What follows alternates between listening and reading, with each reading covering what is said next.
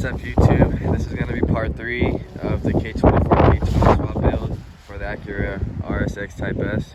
I want to try to get this done as soon as possible because I don't know how the weather's going to be. Looks like it's just going to be raining for the next week or a couple days, so still at least got a sunny day. It's kind of windy out here, so hopefully I'll try to speak a little louder, but I'm just going to get this motor prepped right now and get ready to lift the car up so we can drop it right back in.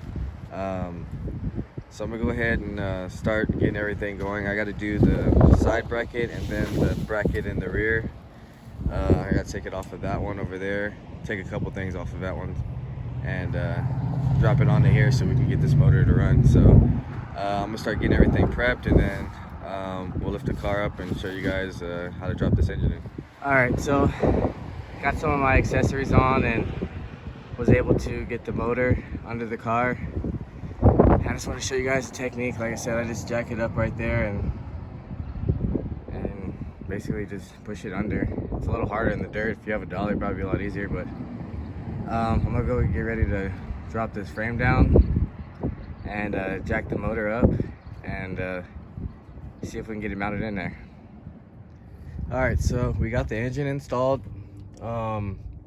For some people who don't know what bracket number it is for the passenger side, which is this one over here, this is it right here. It's 04 CRV bracket for the engine bracket. So it's the actual motor bracket, not the mount. This would be the mount, and it wouldn't work because it's an RSX one anyways. So right now we're gonna start installing some hoses. I'm gonna start tacking the heater hoses since they're the simplest. Do the brake booster, smog, and do gas right now. And then I'm gonna take this bracket off since we already have ours kind of hooked up. And then we're gonna take off the slave since we already have one already hooked up. And then we'll come back and see what else we need to do. All right, so we got our fuel line on, which literally just clamps on. You might have to put some pressure on it. It does kind of take a minute to get on. But yeah, I got that on. Got my heater hoses on, which is pretty basic. Just need the pliers and the brake booster and smog. So got my bracket off for the shift linkage, and I took off the other slave cylinder. Now I'm gonna install the shift linkage and install my slave cylinder, and then I'm also gonna start putting the engine harness on and start running that back into the firewall through there for the ECU. Also need to take off this cover so I can get to the coil packs, so I'll take that off as well, and then we'll come back and probably start jacking up the subframe and getting the axle. Actually, I need to replace this axle as well, so I'm gonna replace the passenger axle. Yeah, so let me go ahead and get that going real fast, and then we'll come back. All right, so got my harness on there as best as I can. I still got to put the throttle body on here, so I'll connect that in a little bit. One thing I wanted to tell you guys, like I probably said earlier, but this is the reason why the 02 to 04 won't fit on 05, 06. The clip is a little different. Some people say you can modify it or whatever, but I'm just gonna put an 05, 06 clip on here, or 06 to 11 SI. TSX is the same as well. If you want to just take it off that, that'll work. So I'm gonna rewire that a little later.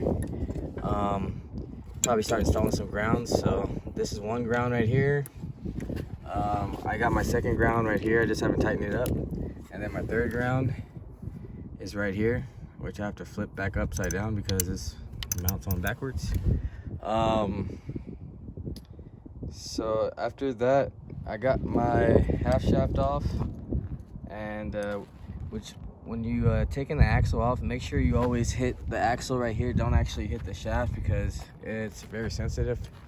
It's aluminum, so you don't want to mess that up. So right now I just want to get this thing back at least on its feet. So let's get the subframe mounted up and the front and rear mount back there. So 314s and then 117 in the front, and then we'll be able to put our calipers back on and suspension. So I'm gonna go ahead and start throwing this rack and pinion on real fast, and then we'll come on back and finish up the rest of the suspension and install some axles. All right, so we got our car back on its wheels right now. For temporary, we still got to do axles, so I got to take them back off anyways. But yeah, the subframe's in there, all bolted up. Only thing I really need to do now is the exhaust manifold, so we're gonna throw some Buddy Club headers on here from the Type R. I also got to pick up a battery, do the throttle body, and just a couple more things like AC system. So we'll do all that next video.